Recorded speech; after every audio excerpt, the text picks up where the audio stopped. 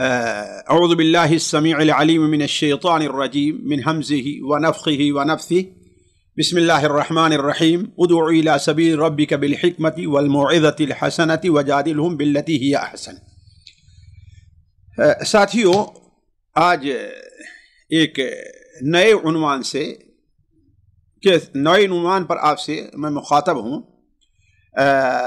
دیکھیے، داعی کے لیے جن امور کی خصوصی ضرورت ہوتی ہے ان میں اسالیب دعوت بھی ہے۔ میں اسالیب دعوت سے متعلق صرف اس مجلس میں آپ کے سامنے دو بات رکھوں گا۔ پہلی بات تو یہ ہے کہ دعوت کے جو اسالیب ہیں انہیں ہم کہاں سے لیں، یہ بڑی اہم چیز ہے۔ کیوں؟ اس لیے کہ ہماری دعوت کا ایک منہج ہے، ہمیں اس منہج سے باہر نہیں جانا ہے۔ تو اس منہج کو سامنے رکھتے ہوئے ہم دعوت کے جو اسالیب ہیں وہ کہاں سے لیں گے؟ اس لیے کہ اس دنیا کے اندر بہت سے جماعتیں دعوت کا کام کر رہی ہیں، لیکن وہ بہت سے ایسے اسالیب کو اپنائے ہوئے ہیں اور بہت سے ایسے اسالیب کو ان اسالیب پر جو قرآن حدیث سے ثابت ہیں وہ فوقیت دیے ہوئے ہیں۔ ظاہر بات ہے ہمارا منہج اس سے الگ ہے، ایک چیز۔ دوسری چیز یہ ہے کہ اسالیب کے کامیاب ہونے کے لیے یا اسالیب سے پہلے ایک چیز کی ضرورت پڑتی ہے، وہ یہ ہے کہ ہمارے بارے میں، ہماری دعوت کے بارے میں کچھ لوگوں کو شکوک اور شبہات ہوتے ہیں۔ ضرورت یہ ہے کہ ان شکوک اور شبہات کا پہلے ازالہ کیا جائے۔ یہ دو باتیں ہیں جو آج کی مجلس میں آپ کے سامنے میں رکھنا چاہتا ہوں۔ دیکھیے، جہاں تک پہلی بات کا تعلق ہے، دیکھیے داعی کے لیے بنیادی طور پر جن امور کی ضرورت ہے اس میں اسالیب ہے۔ کیوں؟ اس لیے کہ کسی بھی عمل کو کامیابی تک پہنچانے کے لیے، آخر تک، انتہا تک، کمال تک پہنچانے کے لیے اس میں طریقہ کار کا بہت بڑا دخل ہے کہ کس طریقے سے ہم یہ کام کرتے ہیں۔ صرف بہت بڑا عالم ہو جانا، بہت بڑا علامہ ہو جانا یہ کافی نہیں ہے۔ ہم اپنے علم کو لوگوں تک کس طریقے سے پہنچائیں، یہ ہمارے علم میں کامیابی کے لیے بہت بڑا اس کا دخل ہے۔ یہی وجہ ہے کہ اللہ تبارک و تعالیٰ نے قرآن مجید میں جہاں کہیں دعوت کا حکم دیا ہے، جہاں کہیں دعوت کا حکم دیا ہے، وہیں اللہ تبارک و تعالیٰ نے دعوت کے اسلوب بھی بیان کیے۔ اور قرآن مجید سے اگر آپ دیکھیں تو دعوت کے 4 یا 5 اہم اسلوب کا پتہ چلتا ہے جو بالکل واضح ہیں، اور دیگر اسالیب کا بھی استنباط کیا جا سکتا تھا۔ وہ استنباطات کی بات نہیں کر رہا ہوں میں، جو بالکل واضح، یعنی بطور جسے علماء کہتے ہیں دلالت النص کے طور پر وہ ثابت ہیں اس میں۔ تو اللہ تبارک و تعالیٰ نے جہاں دعوت کا حکم دیا ہے وہیں پر دعوت کے اسالیب بھی ہمیں بتلائے ہیں۔ مثال کے طور پر اللہ تعالیٰ فرماتا ادع الی سبیل ربک بالحکمۃ والموعظۃ الحسنۃ وجادلہم باللتی ہی احسن۔ یہاں دعوت کے 3 اسلوب بھی اللہ تعالیٰ بتائے گئے۔ اللہ کے راستے کی طرف بلاؤ، کیسے؟ حکمت سے۔ یعنی اسلوب کیا ہونا چاہیے؟ حکمت کا اسلوب ہونا چاہیے۔ اور یہ میں ابھی ان اسالیب سے متعلق گفتگو نہیں کرتا کہ حکمت کیا ہے اور اس کی اہمیت کیا ہے، اس کی وسعت کیا ہے۔ شاید پچھلی دورے میں اگر آپ رہے ہوں تو یہ کچھ باتیں اس سے متعلق آئی ہوئی تھیں، اور میں گزارش ہے کہ اگر آپ لوگ یہ چاہتے ہیں کہ یہ جو اسالیب ہیں، حکمت ہے، موعظہ حسنہ ہے، اس کی تفصیل بھی آپ جاننا چاہتے ہیں تو وہ جو ذمہ دار حضرات ہیں ان کو بتائیں۔ اگر وہ بتائیں، آپ حاجت محسوس کرتے ہیں تو وہ چیز آپ کے سامنے اگلی مجلس سے اس سے بعد رکھی جائے گی۔ تو اس آیت کے اندر 3 چیزیں، حکمہ، موعظہ حسنہ، وجادلہم باللتی ہی احسن، یعنی اچھے طریقے سے بات مباحثہ کرنا، نرمی ہونی چاہیے، سختی نہیں ہونی چاہیے۔ اور اللہ تعالیٰ وَلَا تُجَادِلُوا أَهْلَ الْكِتَابِ إِلَّا بِالَّتِي هِيَ أَحْسَنُ إِلَّا الَّذِينَ ظَلَمُوا مِنْهُمْ، جو ظلم کر رہے ہیں گویا ان کے ساتھ یہ احسن طریقہ نہیں، ان کے ساتھ قوت کا بھی استعمال ہونا چاہیے۔ تو اللہ تبارک و تعالیٰ نے قرآن مجید میں جہاں دعوت کا حکم دیا ہے وہاں دعوت کے متعدد اسالیب بھی بیان فرمائے۔ اسی طریقے سے آپ دیکھیں کہ نبی کریم صلی اللہ علیہ وسلم جب صحابہ کو دعوت کے لیے بھیجتے تھے تو آپ صلی اللہ علیہ وسلم جہاں دعوت کا حکم دیتے تھے وہیں دعوت کے لیے بہتر اسلوب استعمال کرنے کا بھی حکم دیا کرتے تھے۔ جیسے معاذ ابن جبل رضی اللہ تعالیٰ عنہ کو آپ نے جب یمن بھیجا تو آپ نے انہیں جو حدیث ان کے سامنے رکھی، پچھلے دورے میں یہ حدیث آ چکی ہوگی اس میں کہ کون کون سے دعوت کے اس میں اسالیب اس میں پائے جا رہے ہیں، بلکہ آپ صلی اللہ علیہ وسلم غیر مناسب اسالیب استعمال کرنے سے آپ صلی اللہ علیہ وسلم سخت ناراض ہوتے تھے، جیسا کہ اس سلسلے میں بہت سی حدیثیں ہیں۔ انہی میں سے وہ حدیث بھی ہے کہ جو صحیح بخاری اور مسلم میں کہ ایک اعرابی آتا ہے اور مسجد میں پیشاب کرنے لگتا ہے تو صحابہ کرام غصہ ہوئے اور دوڑے، لیکن آپ نے کیا فرمایا؟ رکو رکو رکو، نہیں، یہ اسلوب تمہارا اچھا نہیں ہے۔ انما بعثتم میسرین ولم تبعثوا معسرین، تم نرمی کرنے والے بھیجے گئے ہو، سختی کرنے والے نہیں۔ بلکہ حضرت عبداللہ مسعود کی شاہد ایک روایت ہے کہ آپ صلی اللہ علیہ وسلم ایک بار اس شخص کے اوپر سخت ناراض ہوئے جس نے نماز ایسی لمبی پڑھائی کہ لوگ اس کے پیچھے جماعت سے نماز نہیں پڑھنا چاہے۔ آپ نے کہا ان منکم، کچھ ایسے لوگ ہیں جو منفرین ہیں، لوگوں کو نفرت دلاتے ہیں، تو آپ سختی سے منع فرمایا کرتے تھے۔ تو ہم آتے ہیں اصل موضوع کی طرف کہ آخر ان دعوت کے اسالیب کون کون سے کہاں سے ہمیں لیے جائیں گے۔ دیکھیے پہلی چیز دعوت کا اسلوب جہاں سے لیا جائے گا وہ قرآن مجید ہے، اور قرآن مجید تبیانا لکل شیء نازل ہوئی ہے، ہر چیز کا اس میں شافی اور وافی بیان ہے، صرف شافی نہیں بلکہ شافی اور وافی بیان، ہر چیز کا اس کے اندر بیان ہے۔ تبیانا لکل شیء، ہر چیز کی کو اللہ تعالیٰ نے اس میں بیان کر دیا ہے۔ تو قرآن مجید میں مثال کے طور پر انبیاء علیہم السلام کی دعوت کا ذکر بڑی تفصیل کے ساتھ موجود ہے۔ ذرا ہم اور آپ ان سے عبرت حاصل کریں، آخر انبیاء علیہم السلام کون سے اسالیب کس جگہ پر کیسے استعمال کرتے تھے، ان اسالیب کو ہم سیکھیں، تبھی تو اللہ تعالیٰ ارشاد فرماتا ہے وَكُلًّا نَقُصُّ عَلَيْكَ، خاص طور سورہ ہود کے اندر جہاں پر متعدد انبیاء جن صورتوں خصوصاً اعراف اور ہود جسے انبیاء بڑا تفصیلی تذکرہ ہے، تو سورہ ہود اس سلسلے میں ایک نرالی حیثیت رکھتی ہے۔ ان کی انبیاء کا جس قدر تفصیل سے ذکر سورہ ہود کے اندر ہے کسی اور سورت کے اندر نہیں ہے۔ اس سورت کے آخر میں اللہ تعالیٰ فرماتا ہے وَكُلًّا نَقُصُّ عَلَيْكَ مِنْ أَنْبَاءِ الرُّسُلِ مَا نُثَبِّتُ بِهِ فُؤَادَكَ وَجَاءَكَ فِي هَذِهِ الْحَقُّ وَمَوْعِظَةٌ وَذِكْرَىٰ لِلْمُؤْمِنِينَ، ہم آپ کے اوپر ان تمام رسولوں کا جو واقعہ بیان کر رہے ہیں، کیوں؟ مَا نُثَبِّتُ بِهِ فُؤَادَكَ، ایک تو یہ ہے تاکہ آپ کے دل کو تسلی ہو، آپ کے دل کو تسلی حاصل ہو، وَجَاءَكَ فِي هَذِهِ الْحَقِّ، دوسرا یہ ہے کہ آپ اطمینان رکھیں کہ جو کچھ آیا ہے حق، جو واقعات ہیں وہ سچے ہیں، اس کو سیکھیں، اس سے عبرت حاصل کریں۔ وَمَوْعِظَةٌ وَذِكْرَىٰ لِلْمُؤْمِنِينَ، اور مؤمنین کے لیے نصیحت ہے، موعظہ ہے کہ ان پر غور کریں کہ انبیاء علیہم السلام کو کیوں کامیابی ملی، کیسے کن کن اسالیب سے انہوں نے اپنی قوم کو دعوت دی، اور ان کی قوم نے جب ان کی بات نہیں مانی تو ان کے ساتھ اللہ نے کیا معاملہ کیا۔ چنانچہ اس آیت کی تفسیر کرتے ہوئے ابن کثیر رحمہ اللہ بیان کرتے ہیں کہ پچھلی امتوں کو اپنے نبیوں کو جھٹلانا، نبیوں کا ان کی ایذا پر صبر کرنا، آخر اللہ کے عذاب آ جانا، کافروں کا برباد ہو جانا، نبیوں اور رسولوں اور مومنوں کو نجات پانا، یہ واقعات ہم تجھے سنا رہے ہیں تاکہ تیرے دل کو مضبوط کر دیں اور گزرے ہوئے نبی آپ کے لیے اور مؤمنین کے لیے اسوہ بن جائیں۔ تو ان نبیوں کے قصے سے بہت سے اسالیب کا کو ہم استنباط کرتے تھے، بہت سے اسالیب کا ہم استنباط کر سکتے ہیں، جیسا کہ ہو سکتا ہے کہ بات کی ابھی مثال آپ کے سامنے آئے، ورنہ یہ چیز مثال دینے کی نہیں ہے۔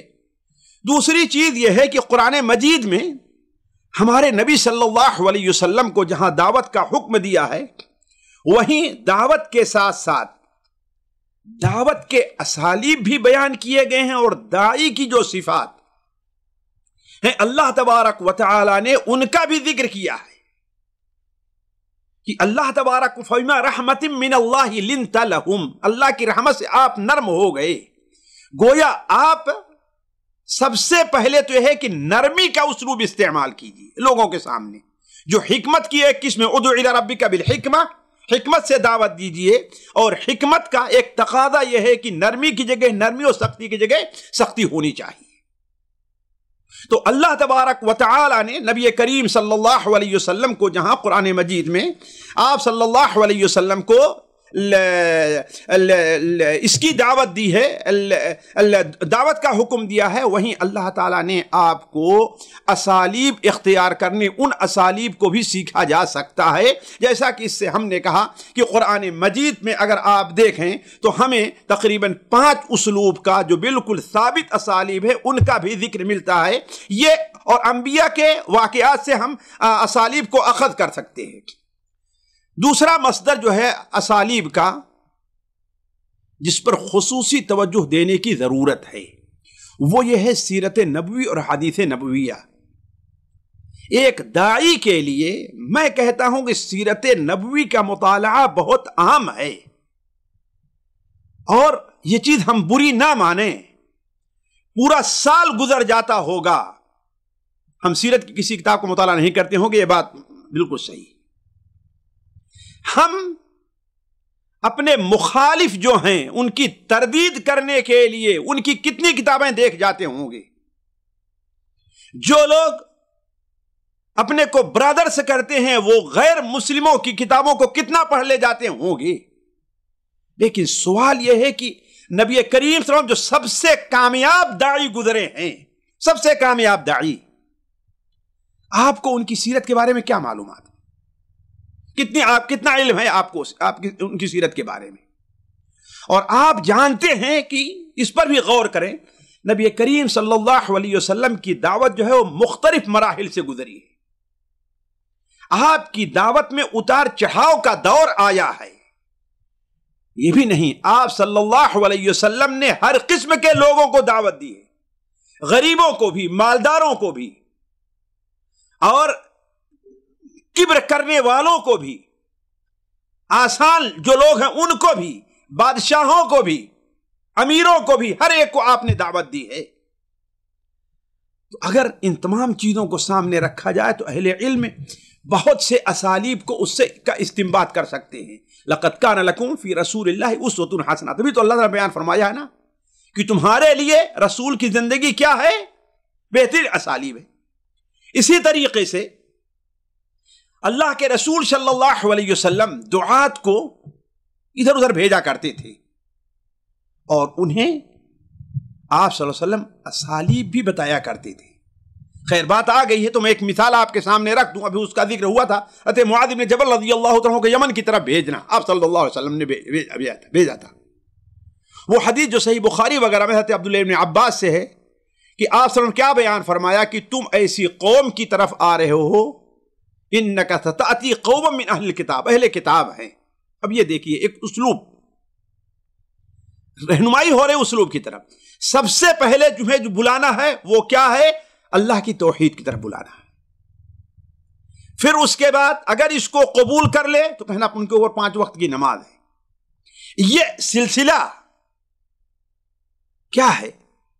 گویا ایک داعی کو سب سے اہم یہ ہے کہ اپنی دعوت میں حکمت کا اسلوب ہونا چاہیے، اور حکمت ہی کے اسلوب میں سے ہے کہ جاہل کی دعوت کا طریقہ اور ہوگا اور عالم کی دعوت کا اور، تاتی قوم من اہل کتاب، دونوں کے اسالیب میں آپ کو فرق کرنا ہوگا۔ اسی طریقے سے دعوت میں مرحلہ وار دعوت، تدرج فی الدعوہ، یہ بھی دعوت کے اسالیب میں سے، حکمت میں سے ایک حکمت اسلوب ہے۔ آپ نے کہا پہلے اس کی دعوت. یہاں پر لوگ اپنی دعوت کی ابتدائی فضائل اعمال سے کرتے ہیں اور اپنے دعوت کے لیے جو نصاب تیار کیا وہی اس کو ہی فضائل اعمال پر رکھا ہے. یہ منہج ہم نے کہا کہ ہمارے نبی کے منہج کے خلاف ہے. آپ نے کیا بیان فرمایا؟ انک اول ما تدعوہم ان یوحدوا اللہ. سب سے پہلے جو تمہیں دعوت دینی ہے وہ کس بات کی؟ کس بات کی دعوت ہے؟ وہ کیا ہے کہ اللہ کی توحید کرو. یہ نہیں کہ سب سے پہلے دعوت دیں کہ اسلامی حکومت قائم کرنے کے لیے، نہیں. سب سے پہلے کیا ہے؟ توحید کی دعوت ہے. تو مرحلہ وار دعوت کا ثبوت اس سے بھی ہوتا ہے. اسی طریقے سے الاہم فالاہم، الاہم فالاہم، اس طریقے سے بہت سی اسالیب حدیث کو اگر سامنے رکھا جائے تو ہم اور آپ اس سے استنباط کر سکتے ہیں. تیسرا مصدر جو ہمارے آپ کے لیے ہے، ہم اس سے اسلوب اخذ کر سکتے ہیں، وہ علماء اور صلحاء کی سیرت ہے. علماء اور صلحاء، اس لیے کہ علماء اور صلحاء ہمیشہ ہمیں سے دعوت کا کام کرتے رہے ہیں اور منہج نبوت پر دعوت کا کام کرتے رہے، خصوصاً صحابہ کرام رضوان اللہ علیہم اجمعین اور ان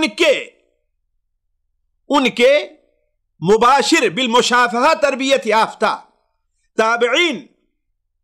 وہ دعوت کے اندر کیا اسالیب استعمال کرتے تھے؟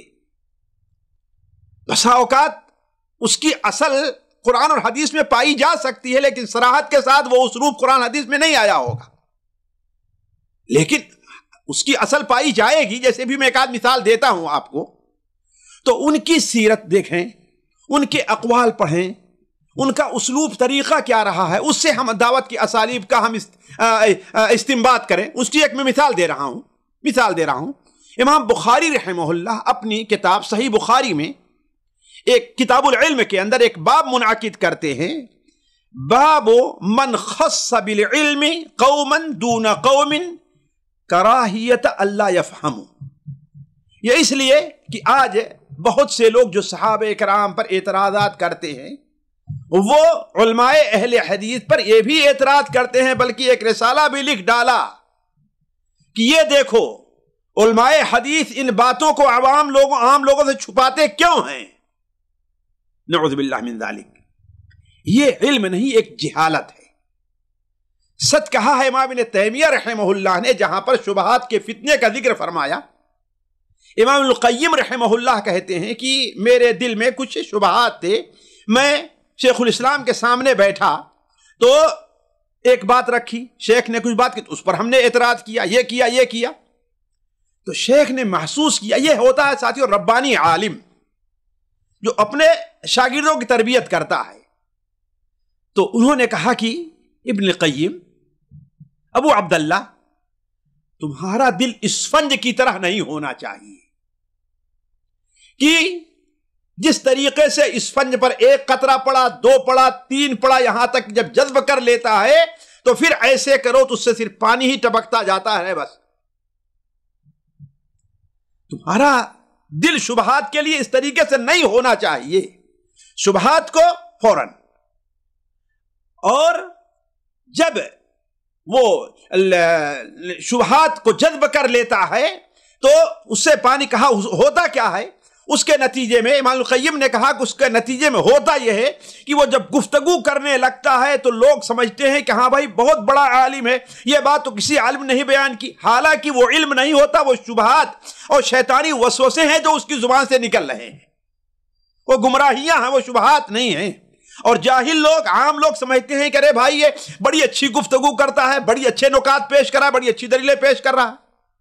تو شیخ الاسلام نے کہا کہ تمہارا دل شیشے کے طریقے سے ہونا چاہیے صاحب، کہ اس سے جو کچھ غلطی ہے اس کو تم دیکھ لو، اور اگر کچھ آتا ہے تو ٹھوس ہونے کی وجہ سے لاکھ قطرے پانی ڈالیے اس میں داخل نہیں ہوگا بلکہ نیچے گر جائے گا. اس طریقے سے تمہارا دل ہونا چاہیے. تو شبہات نہیں تمہارے دل میں ہونا چاہیے. یہ جاہل لوگ سمجھتے ہیں کہ ہاں بھائی اگر کوئی ایسا سمجھتا ہے بہت اچھی گفتگو کر رہا ہے. تو اس لیے اس بات کو ہم نے ضرور آپ کے سامنے رکھنا چاہتا ہوں کہ امام بخاری رحمہ اللہ باب باندھتے ہیں، باب من خص بالعلم قوما دون قوم کراہیت اللہ یفہموا، باب اس بیان میں کہ کوئی شخص علم کی بعض باتوں کے لیے بعض لوگوں کو خاص کرتا ہے اور بعض لوگوں سے چھپاتا ہے، بعض لوگوں کے سامنے ظاہر نہیں کرتا۔ کیوں؟ بہت ممکن ہے کہ وہ لوگ سمجھ نہ سکیں، اس پر دلیل کے طور پر سب سے پہلے کیا نقل کیا؟ حضرت علی رضی اللہ تعالیٰ عنہ کا ایک قول نقل کیا ہے۔ وہ کیا ہے؟ حضرت علی نے فرمایا حدث الناس بما يعرفون اتحبون ان يكذب اللہ ورسولہ، لوگوں سے وہ چیزیں بیان کرو جو لوگوں کی سمجھ میں آ سکے، جو لوگ سمجھ سکیں، ایک حد تک رہ سکیں۔ اگر ان کے سامنے آپ حضرت علی حضرت معاویہ کے جو اختلاف ہوئے تو وہ بیان کرنا شروع کریں گے تو ان کا ذہن قبول نہیں کرے گا، کہیں گے ارے اتنے بڑے لوگ ہو کر کے ان سے کیسے ایسے غلطی ہو گئی؟ نہیں ہوگا کہ دونوں میں سے کسی کے بارے میں بدظنی کے شکار ہو جائیں گے، جیسا کہ ہو رہا ہے۔ تو حدث الناس بما يعرفون، لوگوں سے وہ باتیں بیان کرو جس کو وہ سمجھ سکیں۔ کیا تم چاہتے ہو اللہ اور اس کا رسول جھٹلایا جائے؟ امام مسلم رحمہ اللہ اپنی صحیح کا جو مقدمہ لکھا ہے، مقدمہ کے اندر باب باندھتے ہیں کہ باب النہی بکل ما سمع، اس بات کی ممانعت کی ہر وہ چیز جو سنے اسے بیان کرے۔ یہ نہیں ہونا چاہیے کہ جو چیز تم سنا ہو اس کو بیان کر دو۔ اس پر دلیل کیا پیش کی؟ حضرت عبداللہ بن مسعود کا قول ما انت بمحدث قوما حدیثا لا تبلغه عقولهم الا كان لبعضهم فتنہ، جب تم کسی قوم کو ایسی حدیث ایسی بات ان سے کرو گے جو ان کے عقل میں نہیں آئے گی تو بعض لوگوں کے لیے فتنہ اور گمراہی کا سبب بن جائے گا۔ تو کہنے کا مطلب ہے کہ امام بخاری رحمہ اللہ نے یہ اسلوب کہ ہر بات ہر جگہ نہ کہی جائے، یہ اسلوب کہاں سے لیا ہے؟ امام حضرت علی بن رضی اللہ تعالیٰ کی اس قول سے، اس سیرت سے، جبکہ اس کی اصل حدیث کے اندر موجود ہے، قرآن مجید میں بھی اس کی اصل موجود ہے، جیسا کہ آپ لوگ سمجھ سکتے ہیں۔ چوتھی چیز جہاں سے اس کا استنباط کیا جا سکتا ہے، وہ اسالیب لیے جا سکتے ہیں، وہ فقہا رحمہ اللہ کے استنباط ہیں۔ اور میری مراد فقہا سے وہ فقہا نہیں ہے جسے عام طور پر لوگ فقیہ کہتے ہیں، یعنی صرف فقہ کی کتابوں پر نہیں۔ فقہا سے میری مراد وہ علماء ہیں جو قرآن اور حدیث کے متون کو، نصوص کو سامنے رکھ کر کے اس سے مسائل کا استنباط کرتے ہیں۔ یہ مفسر بھی ہو سکتا ہے، محدث بھی ہو سکتا ہے اور فقیہ بھی ہو سکتا ہے، ورنہ آج کل عام پر فقیہ کہتے ہیں کہ وہ حدیث نہیں جانتا، اس کے سامنے ضعیف حدیث موضوع حدیث میں کوئی فرق نہیں رہتا ہے۔ ورنہ دیکھ لیں فقہا کی کتابیں اٹھا کر کے دیکھ لیں، بلکہ چاہے جس مذہب کے فقہا کی کتابیں ہوں، اگر وہ حدیث کا ماہر نہیں تو اس کے اندر آپ یہ چیزیں پائیں گے۔ تو میری مراد فقہا سے کیا ہے؟ یعنی وہ علماء جو دین کی صحیح فقہ اور دین کی صحیح سمجھ رکھتے ہیں، حدیث کا اور قرآن کا۔ کس لیے کہ دیکھیے علماء نے قدیم زمانے سے دعوت و تبلیغ کا موضوع تفسیر سے رکھا ہے، خصوصاً امر بالمعروف و نہی المنکر، اس کے شرائط کیا ہیں، اس کے ارکان کیا ہیں، اس سے متعلقہ مسائل کیا ہیں، ان پر بڑی تفصیل سے گفتگو کی ہے اور مستقل الگ الگ کتابیں لکھی ہیں۔ تو انہوں نے بعض ایسے اسالیب کا استنباط قرآن اور حدیث سے کیا ہے جو ہمیں اور آپ کو یا ہم چھوٹے طالب علموں کے سمجھ میں بڑی آسانی سے نہیں آ سکتی۔ میں اس کی ایک مثال دیتا ہوں، اور یہ چیز مجھے سب سے پہلے تفسیر السعدی رحمہ اللہ کی تفسیر کے اندر یہ چیز ملی تھی۔ وہ امام شیخ سعدی رحمہ اللہ اپنی تفسیر میں یہ آیت جو سورہ المائدہ میں ہے، سماعون للکذب اکالون للسحت فإن جاؤوک فاحکم بینہم او اعرض عنہم وإن تعرض عنہم فلن یضروک شیئا وإن حکمت فاحکم بینہم بالقسط ان اللہ یحب المقسطین۔ یعنی یہ آیت کس کے بارے میں؟ یہود کے بارے میں، ان کی بدنیتیوں کے بارے میں، ان کی شرارت کے بارے میں نازل ہوئی ہے کہ اللہ کے رسول صلی اللہ علیہ وسلم کے پاس آتے تھے اور آپ سے الٹے سیدھے سوال کرتے تھے، مقصد جو ہے ان کے اوپر بس آپ کو تنگ کرنا ہوتا تھا۔ تو اس آیت سے شیخ عبد الرحمن السعدی رحمہ اللہ نے ایک مسئلہ استنباط کیا ہے جو مجھے بڑا پسند آیا، اور میں اس کا آپ کے سامنے بھی ذکر کرنا چاہتا ہوں۔ وہ مسئلہ یہ ہے کہ وہ کہتے ہیں کہ اگر کسی عالم کے پاس کوئی شخص کوئی مسئلہ دریافت کرنے آتا ہے اور اس کے طور طریق سے یہ اندازہ ہوتا ہے کہ وہ ہماری بتائی ہوئی بات کو قبول نہیں کرے گا، اس کا مقصد صرف آزمانا ہے یا ہمیں تنگ کرنا ہے یا ہم سے صرف جو ہے ہمارا مبلغ علم جاننا چاہتا ہے، تو اگر ایسا ہے تو اس عالم کو اختیار ہے کہ اسے مسئلہ نہ بتائے۔ یہ اس حدیث کے وعید میں داخل نہیں ہوگا کہ جس سے کوئی علم پوچھا گیا اور اس کو چھپا لیتا ہے تو اس کے منہ میں آگ کی لگام دی جائے گی، نہیں، اس میں داخل نہیں ہوگا۔ کیوں؟ اس لیے کہ فتویٰ پوچھا جائے کیوں؟ علم کے لیے، جاننے کے لیے، اس پر عمل کرنے کے لیے۔ اب جب ہمیں اس شخص کے بارے میں معلوم ہے کہ اس کا مقصد صرف کیا ہے، بس تنگ کرنا ہے، جیسا کہ بہت سے لوگ ہوتے ہیں، تعجب کریں گے، یہ چیز مشاہدے میں بھی ہے، وہی مسئلہ ہم سے بھی پوچھیں گے، آپ سے بھی پوچھیں گے، فلاں سے پوچھیں گے، فلاں سے پوچھیں گے۔ اور مجھے بھی اس کا تجربہ ہے کہ بعض سفر میں جس جگہ بھی گیا وہاں یہ مسئلہ آ رہا ہے، یہ مسئلہ آ رہا ہے، یہ مسئلہ آ رہا ہے، اور میں ہی نہیں، ہم سے پہلے جتنے سب سے یہ مسئلہ پوچھا جا رہا ہے۔ اس کا مطلب کیا ہے؟ لوگوں کا مقصد حق تک پہنچنا نہیں ہے۔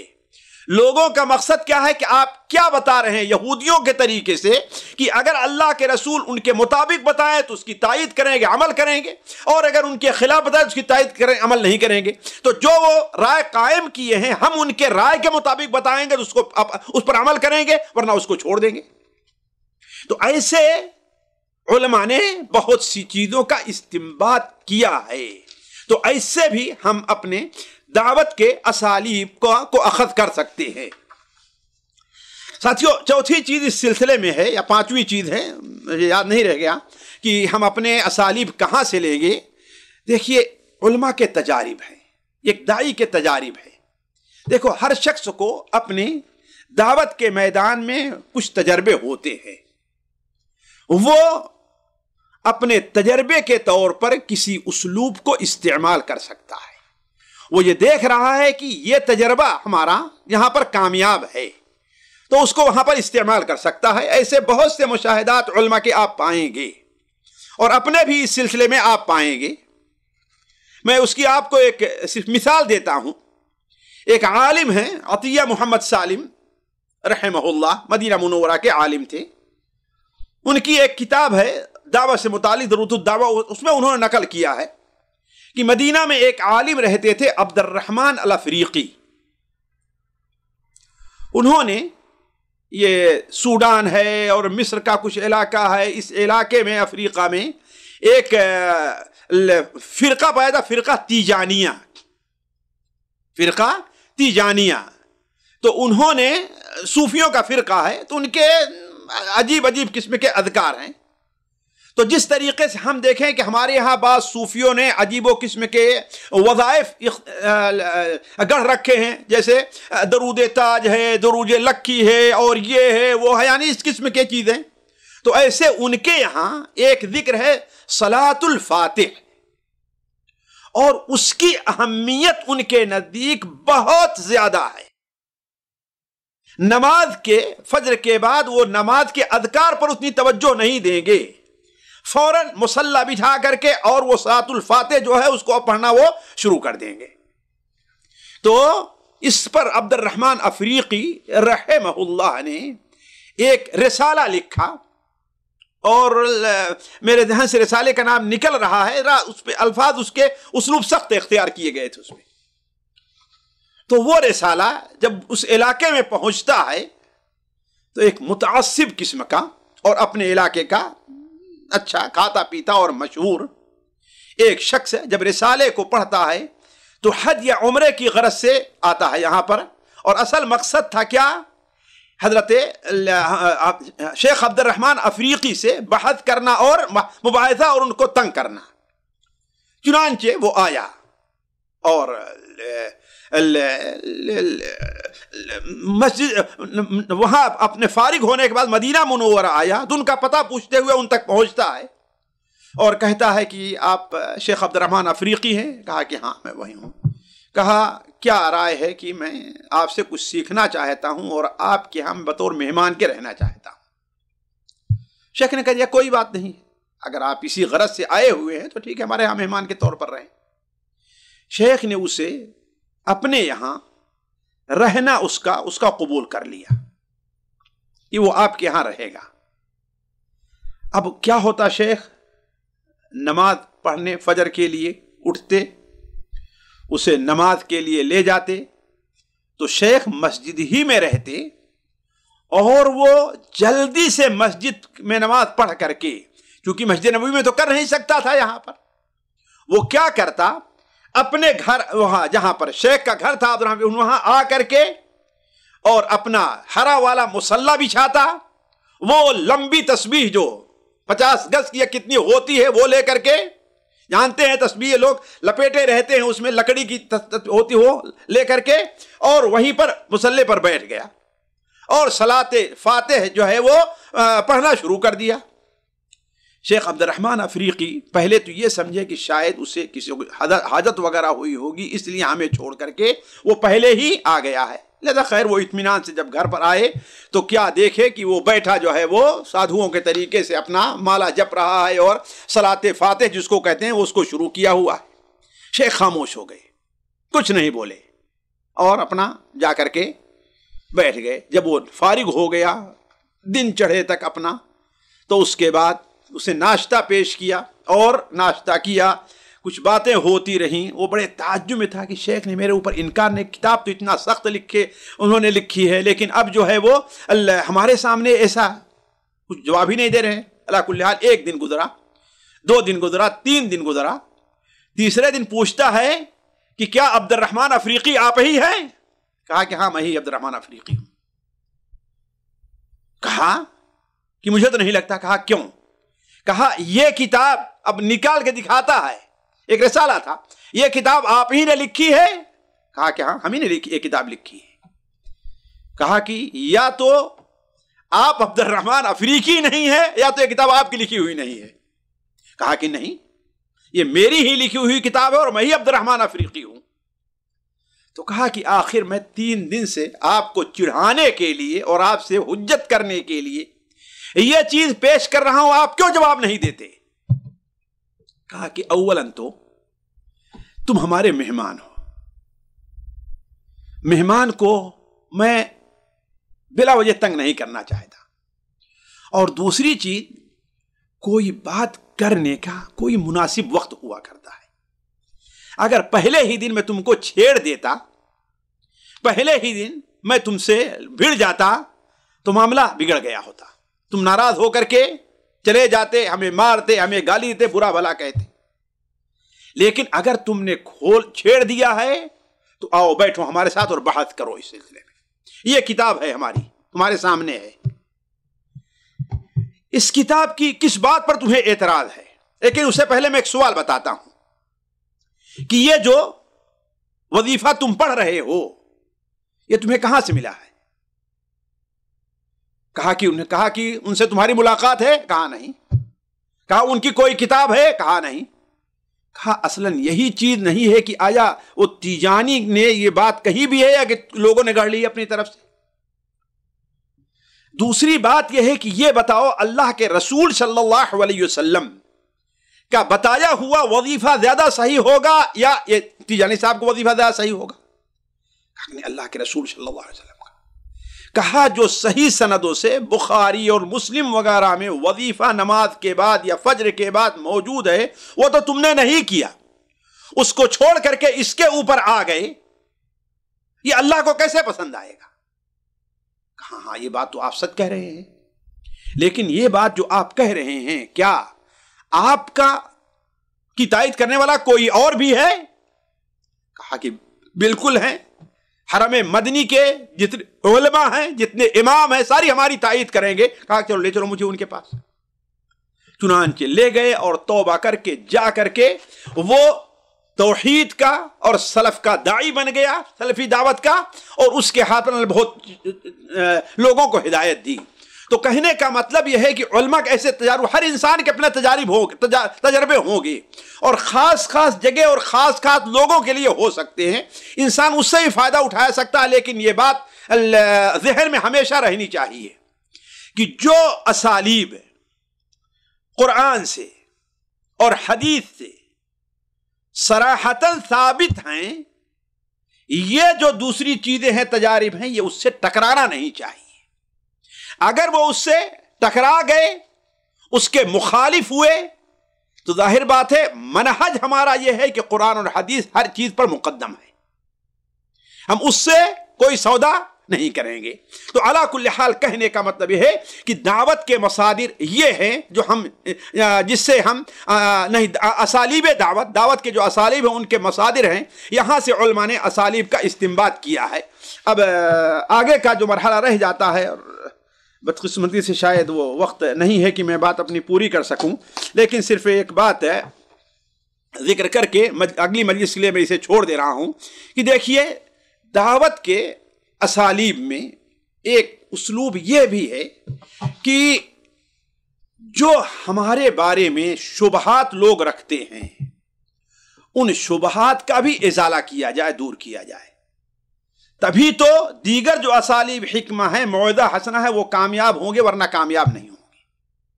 اور اس پر بہت سے دعات ہیں وہ توجہ نہیں دیتے، وہ کہتے ہیں کہ ہمارا کام ہے کہہ دینا، بس ہماری ذات سے تمہیں کیا تعلق ہے۔ دیکھیے آپ اللہ کے دین کے داعی ہیں، اور اللہ کے دین میں یہ نہیں کہ میری ذات سے کیا، نہیں، یہ نہیں ہے، یہ چیز نہیں ہے۔ اتأمرون الناس بالبر وتنسون انفسکم، اللہ کے رسول، اللہ کے انبیاء آپ سے بہتر تھے، یقیناً بہتر ہیں، کوئی مقابلہ نہیں ہے، اور وہ لوگ جو شبہات ان کے بارے میں اٹھتے تھے اس کا جواب سنجیدگی سے دیتے تھے۔ تو داعی کے اسالیب کہہ لیجئے یا اسلوب سے پہلے جو ایک چیز استعمال کی ہے بطور اسلوب کے ہو یا اسلوب کو کامیاب بنانے کے لیے جو ہو، اس میں سے ہے کہ شبہات کا ازالہ ہے۔ اس سے میری کیا مراد ہے؟ اس سے میری مراد یہ نہیں ہے کہ جو دعوت سے متعلق شبہات ہیں کہ بہت سے لوگ کہتے ہیں کہ ہاں بھائی ہم تو خود گنہگار ہیں، ہم دعوت کا، وہ نہیں، وہ دوسری چیز ہے، وہ ایک الگ مجلس ہے۔ یہاں جو اصل چیز یہ ہے کہ داعی اس کی دعوت اور جن باتوں کی دعوت دیتا ہے اس کے بارے میں لوگوں کے ذہن میں جو شبہات پائے جاتے ہیں انہیں دور کیا جائے۔ کیوں؟ اس لیے کہ یہ چیزیں قبول حق کے بارے میں بہت رکاوٹ بنتے ہیں۔ یہ شبہات مثال کے طور پر جو ہوتے ہیں وہ دعوت سے متعلق بھی ہوں گے، داعی سے متعلق بھی ہوں گے، دعوت سے متعلق بھی ہوں گے، اور جو لوگ دعوت قبول کرتے ہیں ان کے متعلق بھی ہوں گے۔ مثال کے طور پر اس کی تفصیل میں اگلی مجلس میں رکھوں گا، اشارہ کر دیتا ہوں۔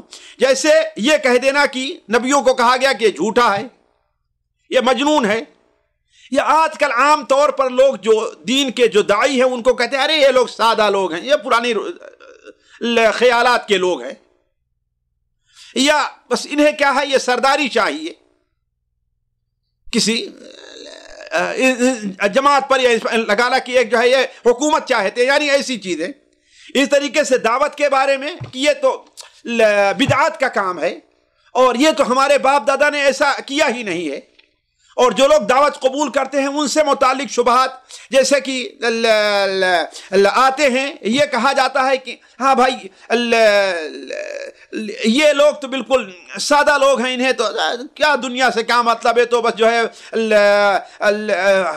کچھ جب ان کو نہیں ملتا ہے اور ان کے سامنے اور کوئی چیز نہیں ہے تو بس جو ہے وہ اپنے دنیا کے فائدے کے لیے بس جنت کو اور یہی چیزیں لگائے رہے ہیں۔ جیسا کہ نبیوں کی دعوت سے متعلق کہا کہ ہم رادلونا بادی الرائے، تو سیدھے سادے سے لوگ، بے وقوف سے لوگ ہیں جو آپ کی دعوت کو قبول کر رہے ہیں۔ تو دعوت کے متعلق، داعی کے متعلق بھی شبہات ہوتے ہیں کہ یہ تو مال چاہتا ہے، یہ تو منصب چاہتا ہے، یہ تو شہرت چاہتا ہے۔ تو ان شبہات کا چاہے داعی سے متعلق ہوں، دعوت سے متعلق ہوں، کہ یہ تو جیسے ہماری دعوت کو وہابی دعوت کیوں کہتے ہیں اور کہتے ہیں کہ یہ کوئی نئی پیدا اللہ کے رسول کے دعوت کے خلاف ہے، کیوں؟ اس لیے کہ ان پر جو موروثیت ان کی چلی آ رہی ہے وہ اس کے خلاف ہے۔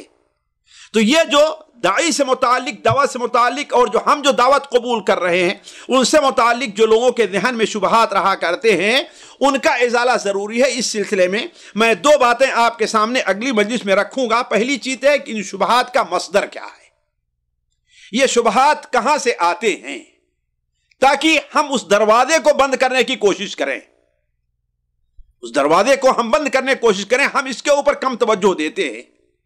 دوسری چیز یہ ہے کہ بعد وہ کون کون سے شبہات ہیں، جیسا کہ ابھی ہم نے کہا، اور انبیاء علیہم السلام نے ان شبہات کا جواب کس طریقے سے دیا ہے، کیا اسلوب استعمال کیا ہے جواب دینے کے لیے، تو وہ چیزیں آپ کے سامنے اگلی مجلس میں رکھوں گا۔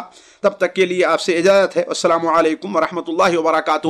آخر میں یہ بات میں ضرور کہہ دوں کہ جو چیز ہم نے کہا کہ اسالیب دعوت جو ہے الحکمہ، موعظہ حسنہ، یہ وہ چیزیں اگر ایسے پہلے آپ کو سامنے نہیں آئی ہیں تو جو ذمہ لوگ ہیں ان کے سامنے یہ بات آپ لوگ رکھ دیں گے، تاکہ وہ چیزیں آپ کے سامنے ایک یا دو مجلس میں رکھ دی جائیں۔ والسلام علیکم ورحمۃ اللہ وبرکاتہ۔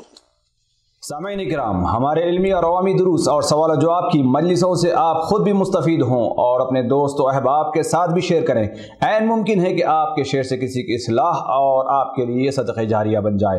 واٹس ایپ پر اسلامک میسج حاصل کرنے کے لیے نمبر نوٹ فرمائیں: یعقوب عزیز 00966 5089599707۔ واٹس ایپ سوال جو آپ گروپ میں ایڈ ہونے کے لیے نمبر نوٹ فرمائیں: عبدالسلام عمری 00966 502627 نمبر بھیجتے ہوئے نام اور پتہ ضرور لکھیں۔ اسی طرح ہمارے یوٹیوب چینل اسلامی دعویٰ کو ضرور سبسکرائب کریں تاکہ ہماری ہر نئی اور اہم ویڈیو کی اطلاع آپ کو فوری حاصل ہو جائے۔ تمام دروس، مقالات اور سوال و جواب سیریز کے لیے ہماری مشہور ویب سائٹ www.islamidawah.com کا مشاہدہ کرتے رہیں۔ السلام علیکم ورحمۃ اللہ وبرکاتہ۔